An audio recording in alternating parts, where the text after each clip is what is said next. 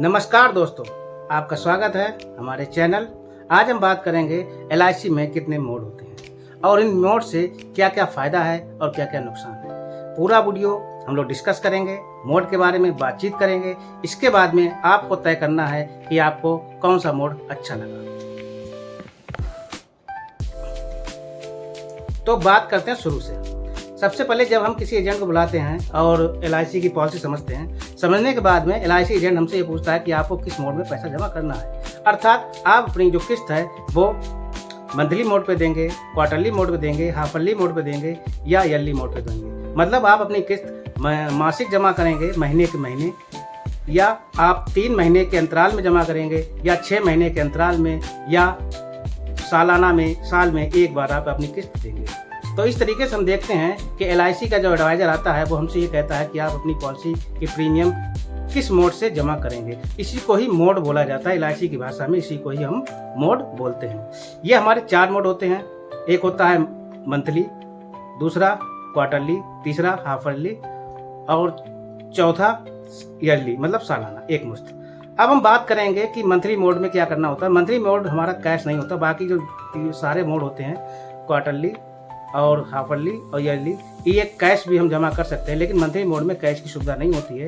इसके लिए हमें ECS या SSS सर्विस लेनी पड़ती है। ECS मतलब इलेक्ट्रॉनिक क्लियरिंग सर्विसेज। इसमें क्या होता है कि हमारा जो पैसा होता है वो एक निश्चित तारीख को हमारे अकाउंट से हर महीने कट जाता है। लेकिन ध्यान देने वाली बात यह है कि हमें अपनी पासबुक में हर महीने में उस डेट को, जिस डेट को पैसा कटता है, 7 तारीख को, 15 तारीख को, 22 तारीख को और 28 तारीख को 4 बार पैसा कटता है। इन तारीखों को जो भी आपकी है उस पर आप बैलेंस बना रखिएगा। अगर आपकी मंथली पॉलिसी 1 तारीख से लेकर के 7 तारीख के बीच में है तो आपका पैसा 7 तारीख को कटेगा। अगर आपकी मंथली जो पॉलिसी है या जो मोड है या जिस समय आपका पैसा कटता है वो 8 तारीख से लेकर 15 तारीख तक है तो आपका पैसा 15 तारीख को आपके अकाउंट से कट जाएगा।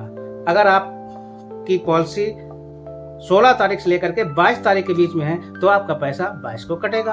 अगर आपकी पॉलिसी 23 तारीख से लेकर के 28 तारीख तक है तो आपका पैसा 28 को कटेगा। यहाँ समझने वाली बात यह है कि LIC में 29, 30, 31 की कोई डेट नहीं होती है। अगर इस दिन भी ऑफिस खुलता है, आप पॉलिसी लेते हो 29, 30 या 31 को, तो आपकी पॉलिसी में 28 तारीख ही लिख के आएगी। ठीक है। अब हम आगे बात करते हैं सैलरी सेविंग स्कीम की। इसमें क्या होता है, जो बड़े बड़े संस्थान होते हैं या जो सरकारी कर्मचारी होते हैं उनको हर महीने सैलरी मिलती है। तो ये बड़े बड़े संस्थान SSS सर्विस के थ्रू एक मुश्त में अपने सारे एम्प्लॉय की पॉलिसी उनके अकाउंट से काट लेती है और LIC को स्वतः जमा कर देती है। तो इस तरीके से भी हमारी किस्त कट जाती है, जिसमें कि हमें कुछ नहीं करना होता है कि हमारी सैलरी से ही कट जाती है। लेकिन ज़्यादातर लोग एम्प्लॉय नहीं हैं, ठीक है, अपना काम धंधा बिजनेस या व्यवसाय करने वाले हैं, तो उनके लिए और भी मोड हैं, जैसे क्वार्टरली मोड है, हाफरली मोड है और सालाना मोड है। अब हम आगे बात ये करते हैं कि मोड को क्या बदला जा सकता है। मान लीजिए आपने मंथली ले लिया तो क्या आप क्वार्टरली में जा सकते हैं। अगर क्वार्टरली लिया तो क्या छमाही में या मंथली में जा सकते हैं। अगर आपने हाफरली लिया है तो मंथली, क्वार्टरली या सालाना में जा सकते हैं। अगर आपने सालाना में लिया है तो क्या आप मंथली, क्वार्टरली, हाफरली या ईयरली में जा सकते हैं। तो हाँ, जा सकते हैं, लेकिन कुछ शर्तों के साथ में। अगर आपने मंथली मोड लिया हुआ है और आपका पैसा ECS से या SSS सर्विस से कट रहा है, SSS सर्विस से कट रहा है, तो आप इसको कैश में लेना चाहते हैं तो आप इससे थोड़ा अपग्रेड होकर के इसको क्वार्टरली मोड में ले सकते हैं। आप इसको कैश करा सकते हैं और क्वार्टरली मोड में इसको ले सकते हैं। अगर आप क्वार्टरली मोड में हैं तो आप इसको हाफरली या सालाना मोड में ले सकते हैं। अगर आप हाफरली में हैं, अगर आप चाहें तो सालाना पे भी ले सकते हैं। लेकिन हम ऐसा करें तो हमें क्या कोई फ़ायदा होता है? बिल्कुल फ़ायदा होता है। आगे हम ये बात करेंगे कि हमें किस मोड पे कितना फ़ायदा होता है।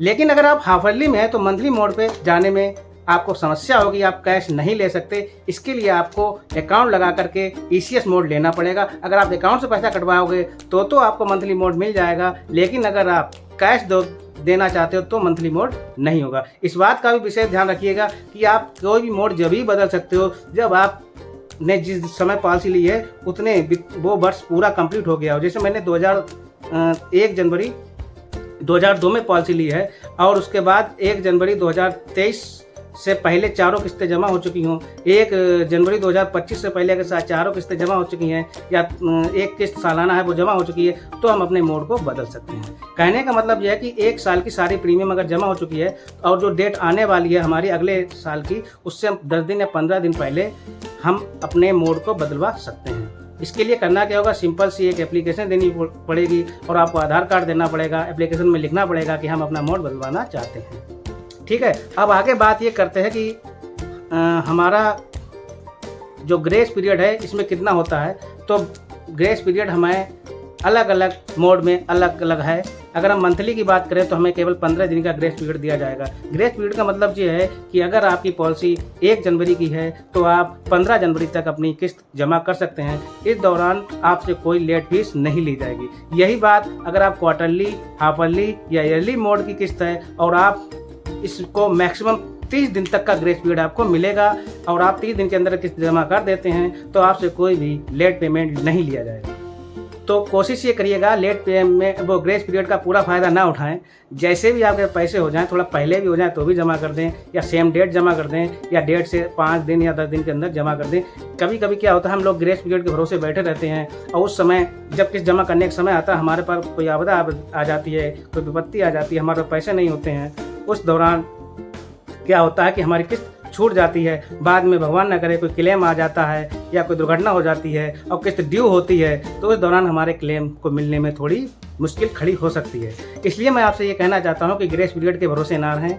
आपकी जब भी समय हो, आपका मंथली मोड है तो 15 दिन का समय है, लेकिन उससे पहले की जमा कर दीजिए। क्वार्टरली, हाफरली और ईयरली में आपको 30 दिन का समय दिया जा रहा है, लेकिन ज़रूरी नहीं है कि 30 दिन पूरे हो जाएं या 30 दिन के बाद ही हम किस्त जमा करेंगे। हम उसको पहले भी जमा करा सकते हैं। अब बात करते हैं डिस्काउंट की। अगर हम कोई डिस्काउंट लेते हैं तो किस मोड में मुझे कितना डिस्काउंट मिलेगा। अगर हम लोग मंथली या क्वार्टरली मोड लेते हैं तो हमें कोई डिस्काउंट नहीं मिलता है। मंथली अगर हमारी 2000 रुपये महीने किस्त है तो हमें हर महीने 2000 रुपये के हिसाब से साल में 24,000 रुपये जमा करना पड़ेगा, मतलब कोई छूट नहीं। अगर हम क्वार्टरली मोड लेते हैं, 3 महीने किस्त इकट्ठी जाएगी, 2000 रुपये के हिसाब से हमारी किस्त बनती है 6000 रुपये और साल की हमारी बनेगी 24,000। अर्थात इसमें भी हमको कोई भी छूट नहीं मिली। बस क्वार्टरली में फ़ायदा ये हुआ कि मंथली में जो ग्रेस पीरियड था वो 15 दिन का था और क्वार्टरली में जो ग्रेस पीरियड है वो 30 दिन का है। हमें केवल 15 दिन अतिरिक्त ग्रेस पीरियड का फ़ायदा हुआ, इसके अलावा कोई फ़ायदा नहीं हुआ। लेकिन अगर हम हाफरली किस्त लेते हैं तो ग्रेस पीरियड भी हमको 30 दिन का मिलता है। इसके साथ ही साथ हमारी जो 6 किस्तें जाएंगी, 6 किस्तें मतलब 12,000 रुपये, और 12,000 रुपये पर हमको 1% डिस्काउंट मिलेगा। मतलब टोटल डिस्काउंट 120 रुपये और जो हमको किस्त जमा करनी पड़ेगी 11,880। और ये 11,880 आपको 2 बार जमा करनी पड़ेगी साल में। अर्थात आपका जो किस्त जाएगी वो हो जाएगी 23,760 रुपये और टोटल डिस्काउंट आपका हुआ जाकर के 240 रुपये।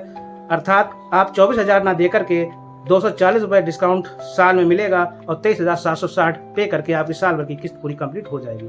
लेकिन यही 2,000 रुपये वाली किस्त अगर हम साल में एक बार जमा करते हैं तो हमें किस्त देनी पड़ेगी 24,000 रुपये। लेकिन रुकिए, अभी हमें इसमें जो डिस्काउंट मिल रहा है वो मिल रहा है 2% का। 2% अर्थात इसका डिस्काउंट होता है 480 रुपये का और हमको जो किस्त जमा करनी पड़ेगी वो 23,520 रुपये जमा करनी पड़ेगी।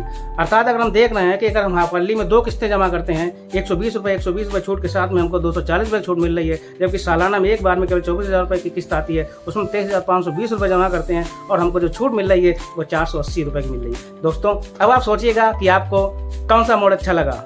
मुझे तो सारे मोड सही लगते हैं क्योंकि मैं तो अब करता हूँ, मैं तो पॉलिसी भेजता हूँ। आप जैसे चाहें वैसे मैं तैयार हूँ। ये केवल आपके ऊपर डिपेंड है कि आप किस तरीके से अपनी पॉलिसी को लेना चाहते हैं। मेरा तो ये मानना है कि पॉलिसी जरूर रखिए, चाहे मोड चाहे जो भी हो, आपकी जैसी सुविधा हो वैसा मोड रखिए, हमें कोई समस्या नहीं है।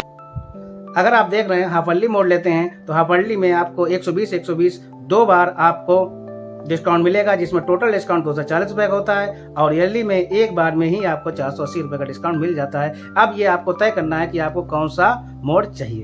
दोस्तों, अगर मेरे द्वारा दी गई जानकारी आपको अच्छी लगी, आपको मेरा ये एपिसोड अच्छा लगा है, मेरे द्वारा कही गई ये बातें अच्छी लगी हैं, तो प्लीज़ मेरे चैनल को लाइक करके कमेंट करें, शेयर करें और अपने दोस्तों को पहुंचाएं। और साथ ही साथ अगर चैनल आपने अभी तक सब्सक्राइब नहीं किया है तो मेरे चैनल को भी सब्सक्राइब कर लीजिए, जिससे कि मुझे और भी ऐसे LIC ऊपर मोटिवेटेड वीडियो या जानकारी भरे वीडियो देने में हमें अच्छा लगे। तो दोस्तों, अगर आपने मेरा वो वाला वीडियो नहीं देखा है कि किन तरीके से अपनी किस्तें जमा कर सकते हैं, वो 7 तरीके, किन 7 तरीकों से आप अपनी किस्त को जमा कर सकते हो, तो वो वीडियो जरूर देखिएगा जा करके, जिसमें मैंने बहुत अच्छे तरीके से समझाया है कि आप अपनी किस्त LIC अगर नहीं जा पा रहे हैं तो किन 7 तरीकों से घर बैठकर या LIC जाकर या अपने एजेंट से बुलाकर किस तरीके से अपनी किस्त को जमा कर सकते हैं। दोस्तों, वीडियो देखते रहिए, किस्त जमा करते रहिए और बीमा जरूर लीजिए, क्योंकि बीमा लेना हमारे परिवार की सुरक्षा है और हम रईस होने के लिए बीमा नहीं लेते हैं, हम अपने परिवार की सुरक्षा के लिए बीमा लेते हैं। तो जय हिंद दोस्तों, जय भारत।